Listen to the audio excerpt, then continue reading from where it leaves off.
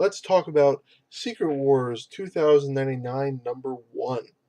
Now, instead of following the X-Men or Spider-Man as 2099 did, we're going to be following the Avengers, and this is completely new. What we have is the Avengers are a team that works for Alchemax. And Alchemax, if you don't know, in 2099 is an evil corporation set in the future, the year 2099. So we get to see this weird future version of the Marvel Universe. Here, apparently, each of the characters is somehow kind of activated.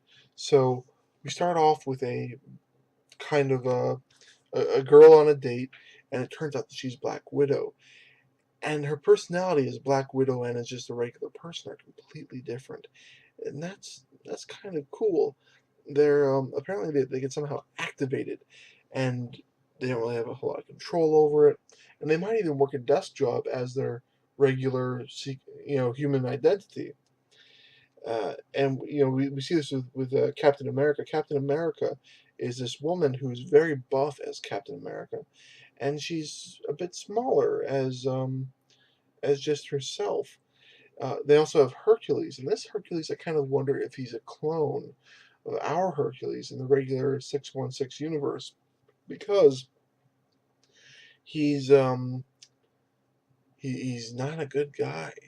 He's hitting on this woman. He's an alcoholic, and we saw that with Ragnarok, the Thor clone, where there was these little things about him that weren't quite right, and that signified that he was wrong altogether. They have an Iron Man with 3 fingers and looks a bit more futuristic, a bit more robotic, but it is a human inside. I thought it was going to be a robot inside, but it wasn't. They have a Hawkman who actually has wings, a Hawkeye that actually has wings. See that little Freudian slip there? I guess it wasn't really a Freudian slip. They have the Vision, and she's kind of a precog that they go see, um, and it's kind of interesting. They just kind of establish them fighting these guys who are thieving, and that there's kind of weird things going on here. The in the sense that in the sense that they get activated rather than that being their full time personality, and that they're working for Alchemax.